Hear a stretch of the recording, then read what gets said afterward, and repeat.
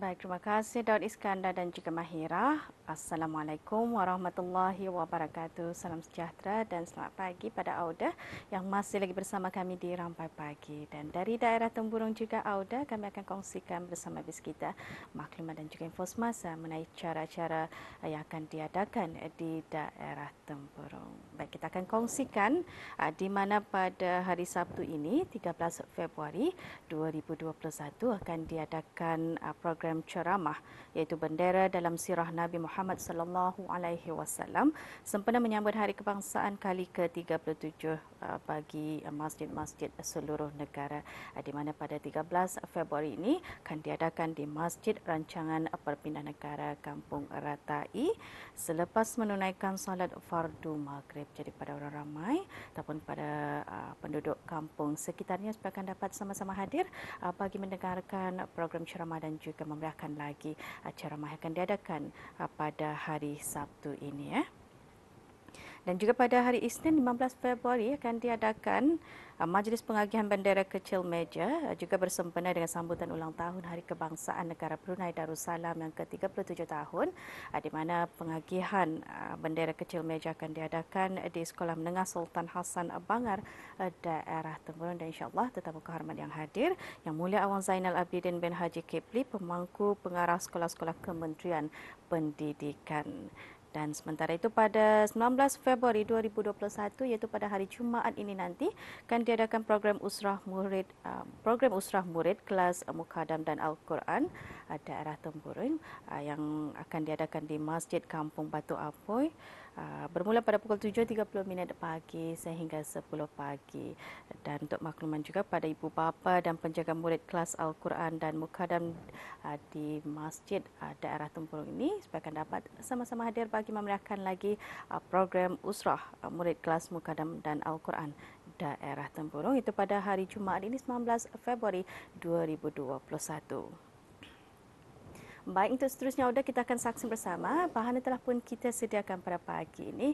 Kita akan bersama dengan pendekatan rakan tugas kita Siti Zawati akan mengongsikan mengenai hobi ikan tempatan. Kita saksi bersama.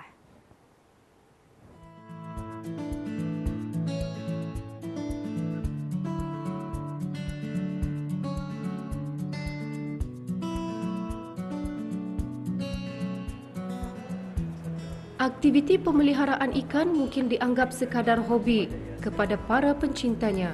Tidak kira golongan dewasa atau muda, mereka biasanya menempatkan ikan itu ke dalam akuarium yang dihias cantik di ruang sudut kediaman masing-masing. Dengan kehadiran ikan-ikan itu, setentunya ia mampu memberi keindahan pada setiap mata yang memandangnya. Selain keindahan ikan hias yang boleh menghiburkan dan memberi kepuasan tersendiri.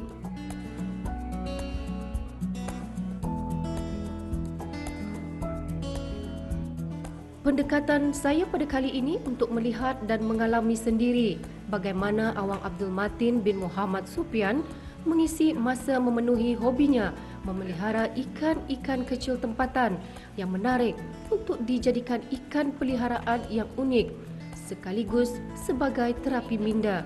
Pengongsian beliau kali ini mengenai ikan-ikan tempatan.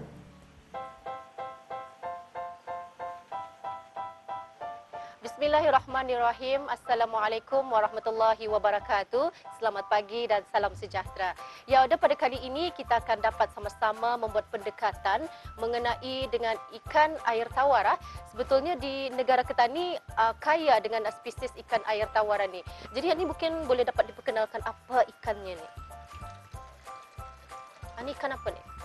Ini kalau orang Brunei manggil geratang. Geratang. Tapi kalau luar negeri dipanggil bumblebee goby, spesies gobila. Macam Nemo Tapi ini apa kalau sama-sama tau? Ini bapa. Ini apa? Ini apa ni? Penjulong. Ni penjulong. Kira di gelar Afik. Jadi semua ikan-ikannya ni menganu Nah, Okey. Jadi kita ni akan dapat mengikuti lagi selepas ini.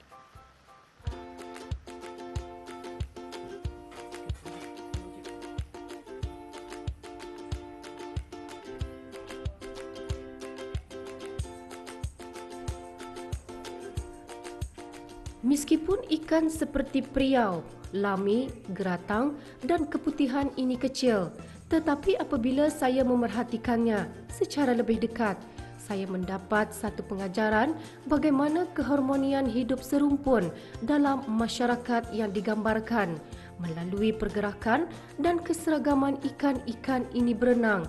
Sungguh ia merupakan contoh kerukunan hidup yang bersatu padu dan saling memerlukan. Agaknya keseragaman dan keceriaan inilah yang menjadi para peminat ikan hiasan merasakan ini sebagai terapi minda yang dapat menghilangkan stres dan menjadi inspirasi bagaimana menghasilkan hiasan dalam rumah seperti akuarium.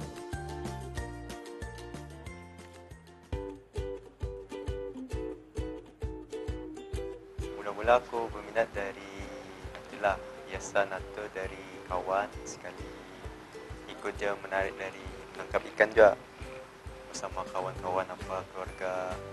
Di sana aku mempelajari ikan-ikan itu dari orang-orang tua di sinilah.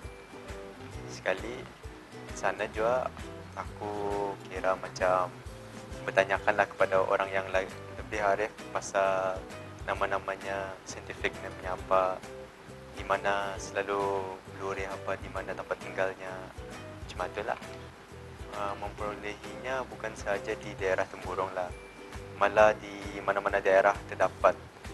Di sana kita dapat membezakan sejenis ikan-ikannya, walaupun macam contoh ikan seluang. Seluang memang banyak jenis, banyak spesiesnya. Memang kalau kita orang biasa macam melihat seluang sama saja, tapi benarnya dari segi bentuk, rupa dan warna dapat mengenali apa jenisnya. Menjaga ikan memanglah macam bagi orang macam senang dilihat, tapi bagi yang macam mengalaminya, yang sudah mengalami ataupun pernah mengalami, akan berasa sukarlah menjaga ikan nanti. Macam keselamatannya, kesehatannya, air kualiti dan juga